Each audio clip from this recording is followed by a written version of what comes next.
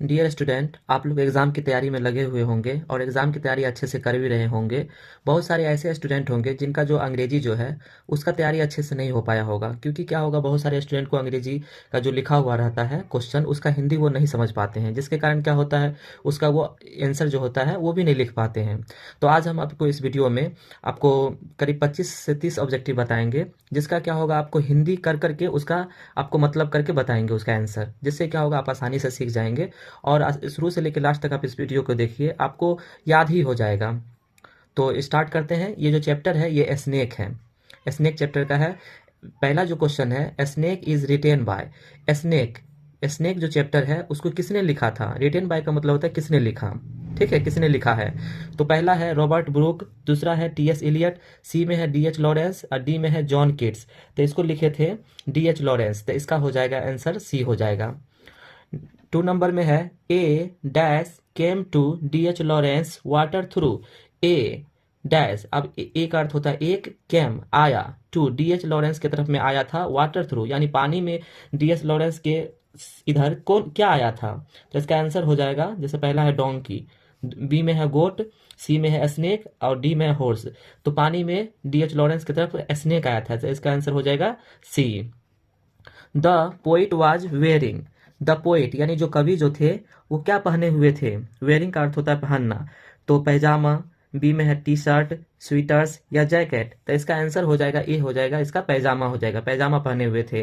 The poet had gone to the water through to drink, यानी जो कवि जो थे वो पानी में क्यों गए थे, क्या करने के लिए गए थे? तो वाटर, वाटर के लिए गए थे, ड्रिंक यानी पानी में क्या पीने के लिए गए थे? वाटर, के जूस, के टी, के वाइन। तो पानी में तो पानी ही पीने जाएंगे ना, तो इसका आंसर हो जाएगा ए हो जाएगा वाटर।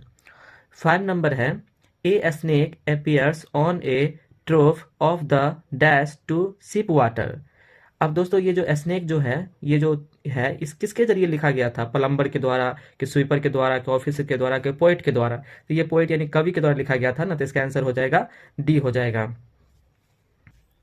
नेक्स्ट है द स्पीकर, यानी कि स्पीकर मतलब बोलने वाला कवि, had a desire to talk to, यानी जो कवि जो थे उनका बात करने का किसके साथ इच्छा था? वॉल्फ के साथ, के डॉग के साथ, के स्नेक के साथ, के ईगल के साथ। तो उनका स्नेक के साथ इच्छा था, तो इसका आंसर हो जाएगा सी हो जाएगा इसका। The snake made the poet near his water, यानी स्नेक यानी जो सांप जो था ये कवि से मिला था नियर हिज वाटर यानी वाटर के नजदीक में। ट्रू में मिला था, या टम्बलर में मिला था, या पिचर में मिला था, या कैनल में मिला था? तो ये मिला था ट्रू में, है ना, तो इसका आंसर हो जाएगा ए हो जाएगा। नेक्स्ट है the snake seemed like a in exile, खाली स्थान में क्या भराएगा? तो इसमें हो जाएगा किंग, यानी एक राजा की तरह वो दिख रहा था। नेक्स्ट है the poet compares the snake to a dash bird albatross, यानी जो कवि जो थे उसने सांप को क्या चीज से कंपेयर किए थे? सी से कंपेयर किए थे, या ओशियन से कंपेयर किए थे, या लैक से किए थे, या पूल से किए थे? तो इसका हो जाएगा सी, यानी एक समुद्री चिड़िया से किए थे, है ना, सी बर्ड। यहाँ पे सी सी लिखा जाएगा खाली स्थान में, तो इसका आंसर हो जाएगा ए नंबर हो जाएगा C. A dash is mentioned in the poem snake, यानी एक क्या है जो स्नेक वाला जो पोएम है उसका क्या है? तो ये हो जाएगा ये कार्बो ट्री है, इसका आंसर हो जाएगा बी हो जाएगा कार्बो ट्री। नेक्स्ट है इन खाली स्थान it is believed that a black snake, in यानी क्या चीज में इसका विश्वास है कि एक काला सांप इफ सीन एनीवेयर, अगर कहीं दिखा जाए, मस्ट बी किल, उसे मार देना चाहिए। यानी कहाँ पे ऐसा लोगों का बिलीव है, विश्वास है कि काला सांप अगर कहीं मिले तो उसे मार देना चाहिए? सिसिली, आगरा, फ्लोरेंस या नेपल्स नेपल्स।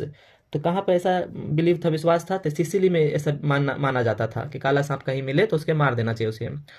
12 नंबर में है इटाना इज इन, इटाना में है। अब इटाना कहाँ है? तो इटाना है सिसिली में, तो इसका आंसर हो जाएगा सिसिली हो जाएगा।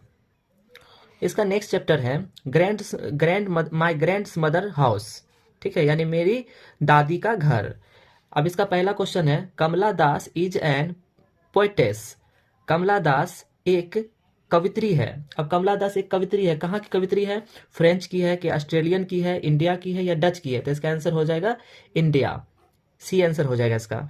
My grand mother's house is written by, मेरी दादी का घर किसने लिखा है?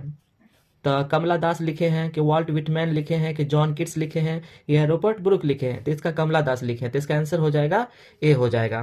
सी नोटिस्ड ए खाली स्थान behind the door of the bedroom. वॉर्म सी नोटिस्ड उसने नोटिस किया एक बिहाइंड, यानी बिहाइंड मतलब क्या होता है? पीछे। द डोर दरवाजे के ऑफ द बेडरूम, यानी बेडरूम के पीछे जो दरवाजे था उसने नोटिस किया। वर्म था कि डॉग था कि सीप था कि गोट था? तो उसके पीछे एक कुत्ता था, तो इसका हो जाएगा डॉग। आंसर हो जाएगा बी हो जाएगा।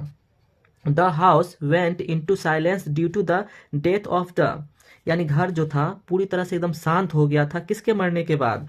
मैन के बाद, ओमेन के मरने के बाद, बॉय गर्ल, तो इसे ओमेन हो जाएगा, यानी औरत के मरने के बाद घर जो था पूरी तरह से एकदम शांत हो गया था।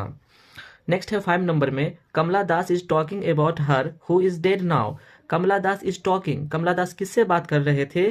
अबाउट हर, यानी अपने अपने बारे में, है ना।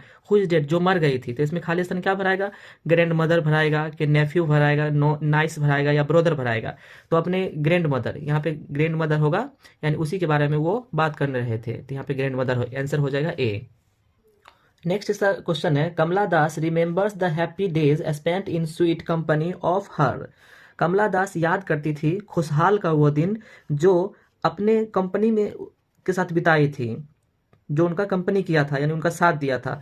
तो कौन दिया था साथ? नेफ्यू दिया था या नाइस दिया था कि ग्रैंड मदर दिया था या ग्रैंड फादर?